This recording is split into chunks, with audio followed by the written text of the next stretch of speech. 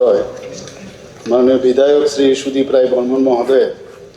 Admitted start question 277 তার প্রশ্ন number 1 গত 3 ক্যালেন্ডারে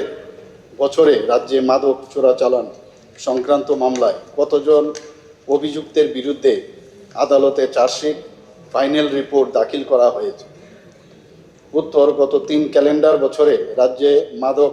চোরাচালান সংক্রান্ত মামলায় NDPS that is Narcotic Drugs and Psychotropic Substance Acted আওতায় 2979 জন অভিযুক্তের বিরুদ্ধে চার্জশিট এবং 14টি ফাইনাল রিপোর্ট আদালতে জমা দেওয়া হয়েছে। প্রশ্ন 2, উক্ত সময়ে কতজন অভিযুক্তের বিচার প্রক্রিয়া সম্পন্ন হয়েছে এবং দোষী সাব্যস্তদের কী ধরনের শাস্তি প্রদান করা হয়েছে, এই সংক্রান্ত পরিসংখ্যান সরকারের কাছে আছে কিনা। উত্তর হচ্ছে, মাননীয় অধ্যক্ষ মহোদয়, উক্ত সময়ে যতজন অভিযুক্তের বিচার প্রক্রিয়া সম্পন্ন হয়েছে, দোষী সাব্যস্তদের শাস্তি প্রদানের ধরন এবং এই সংক্রান্ত যে পরিসংখ্যান সরকারের কাছে আছে তা এই রকম। 2023 বছরে বিচার প্রক্রিয়া সম্পন্ন হয়েছে এমন মোট অভিযুক্তের সংখ্যা 219, শাস্তিপ্রাপ্ত মোট অভিযুক্তের সংখ্যা 16 এবং শাস্তির ধরন একটা হচ্ছে আরআই রিগরাস ইমপ্রিজনমেন্ট কঠোর কারাবাস,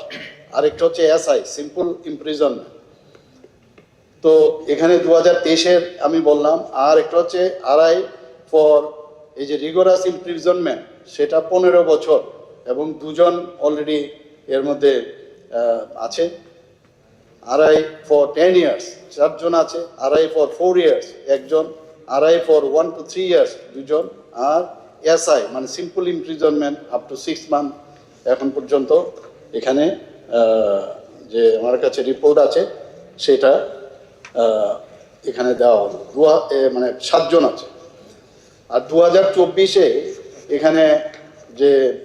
বিচার প্রক্রিয়া সম্পন্ন হয়েছে এরকম 525 এবং শাস্তিপ্রাপ্ত মোট অভিযুক্তের সংখ্যা 23 এবং সেখানেও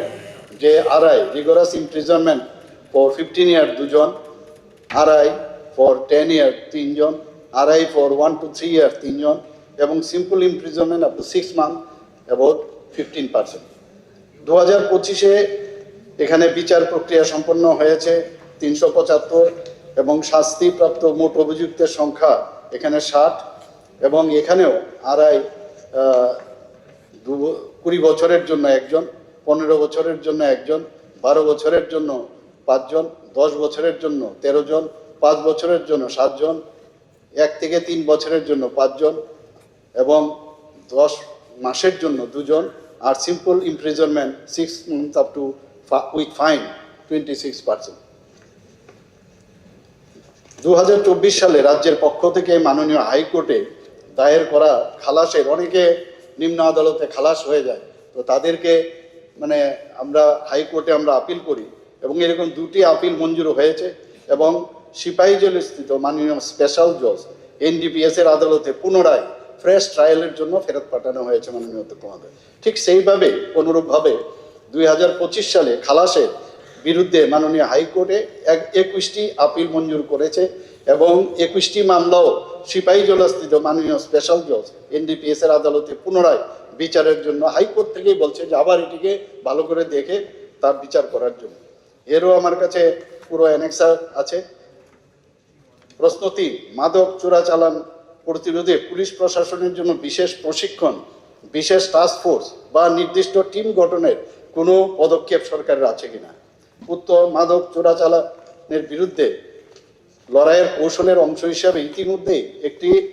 এন্টি নার্কোটিক্স টাস্ক ফোর্স গঠন করা হয়েছে, যার নেতৃত্বে আছেন সুঅভিজ্ঞতা সম্পন্ন উচ্চপদস্থ অফিসারগণ। এই বিশেষ টাস্ক ফোর্সের সদস্যদের বিশেষভাবে প্রশিক্ষণ দেওয়া হয়েছে এবং মাদক অপরাধীদের বিরুদ্ধে প্রতিরোধমূলক ব্যবস্থা হিসাবে এনডিপিএস মামলাগুলি তদন্তকারী পুলিশ কর্মকর্তাদের সময়ে সময়ে এই নার্কোটিক্স সংক্রান্ত বিভিন্ন বিষয়ে তাদেরকে প্রশিক্ষণ দেওয়া হয়ে থাকে, বাইরেও তাদেরকে মাঝে মাঝে তাদেরকে পাঠাতে হয়।